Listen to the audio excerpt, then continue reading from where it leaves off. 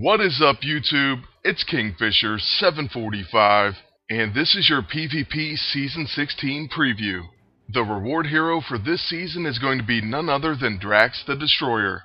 So let's go ahead and take a brief look at his passive abilities and then the other PvP rewards. He is going to be a scrapper with pretty decent attack and accuracy, and he has 3 passives. First, we have Blood for Blood. Applies Marked for Revenge when attacked, and preemptively counters enemies with Marked for Revenge.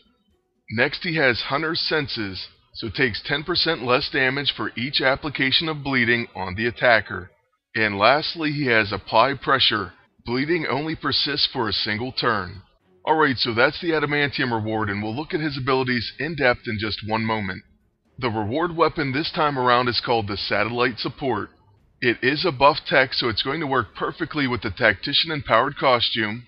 Then it's also going to apply to your team. It's subtle, so it does not trigger most status effects, and then it causes Scanner Sweep.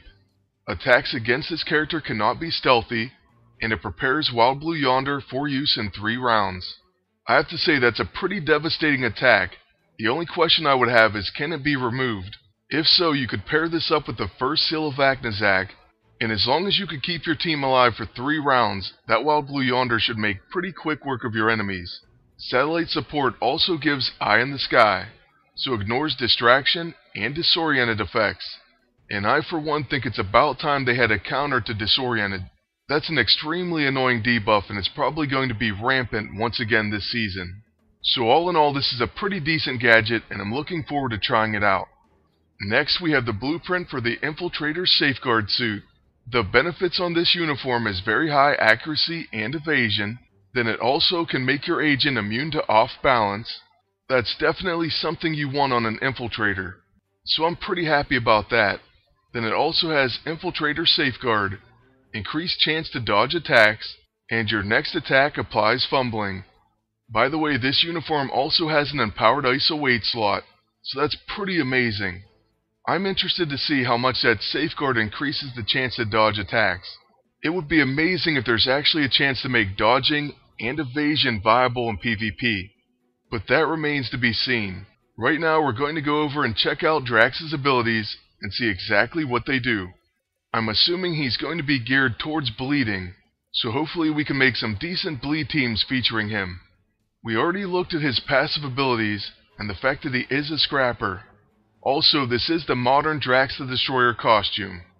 It's not a bad look, and it kind of reminds me of Batista when I see it. But anyways, moving on to his first ability, it's called Obliterate. It's an unarmed melee attack that causes Disabled, so the next action executed becomes locked out for 2 rounds. This, however, does not lock out counterattacks or trigger off of counterattacks. Then Obliterate also causes Tenderized, so takes increased damage from slashing attacks. Next we have Cry for Blood. This is a quick action buff that causes Rage of the Destroyer. So first this says increases starting with the Destroyer's ire. It adds bleeding, critical hits, and healing to attacks as Rage increases. Unfortunately, it's removed after successfully attacked by a single target attack. Okay, so I'm not quite sure how this works. I don't know if you have to keep casting it every round, or if it just naturally increases the longer it's on. I would lean towards the latter because it is removed after a successful single target attack. That leads me to believe it's going to continue to grow in power until Drax is hit by a single target attack. So basically you probably want to use a protector with him. This could make for some pretty interesting team-ups and strategies. Then his level 6 is called Hack and Slash. It causes Hobbled and Ravaged, so attacks cannot be stealthy and they'll take increased damage from bleeding. And that leads us into his final ability, Daggerfall.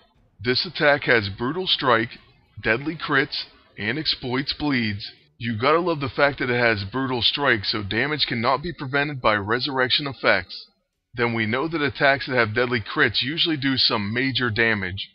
And of course, going back to our bleed theme, it does exploit bleeds, so you're going to want to have as many stacks of bleeding on the enemy as possible.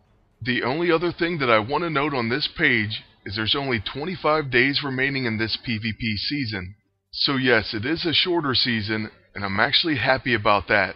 But I'm not quite sure what that's going to mean for the PvP weapon. That's right, the last thing I want to mention is the fact that there are new tasks, and these apparently revolve around Shanna and a new PvP weapon.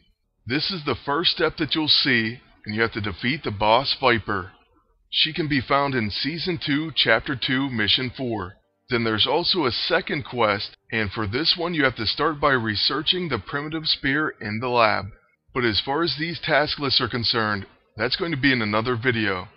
Don't worry, I'll make sure to cover them from start to finish, so please stay tuned for those as well. That's going to be it for our PvP preview. I want to thank you all for watching and wish you the best of luck in this upcoming season.